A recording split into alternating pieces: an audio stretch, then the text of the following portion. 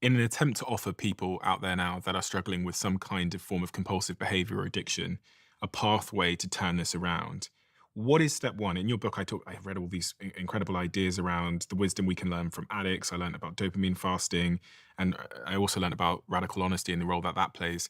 What is the process? So, someone listening to this right now, they're struggling with one of these addictions. They've got a pornography addiction. They're addicted to gaming. Maybe it's Yeah. food. Maybe it's erotic novels. Maybe Mhm. they're Yeah. on the Twilight. They're reading Twilight at the moment. What do you say to that person at the step one is? Step one is really just acknowledging the behavior, that it's problematic and that it might require some changing in our lives. The next step is being honest with ourselves and maybe another person about why we do the behavior, what we get out of it, what's positive.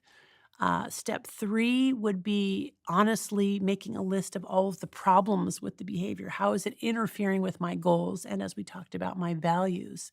What do other people say to me about how it's problematic? Is one of the problems potentially that it's just not working anymore the way that it used to, right? I'm developing tolerance. I need more to get the same effect. It's doing the opposite of what I want it to do. And after we've done all that, really done a really honest self assessment about the behavior, I recommend a 30-day dopamine fast. Now, we're not really fasting from dopamine, right? Because we're not really ingesting dopamine. What we're doing a fast from is whatever that substance or behavior is that is causing these kinds of problems potentially. Maybe we aren't even really sure, but we think it might be. Give it up for 30 days. Why 30 days? Well, we know that 2 weeks is not enough, right? We know that from this imaging study, right? That people are still in that dopamine deficit state 2 weeks after stopping. But 30 days based on clinical experience, not just mine, but that of many other people who do this work, that no for most people, no matter the drug and no matter sort of the severity and chronicity, once they get to about 30 days, they begin to feel better. They begin to come out of that tunnel of constant craving. They begin to be able to imagine a life in which they would not necessarily have to rely on this substance or on this behavior.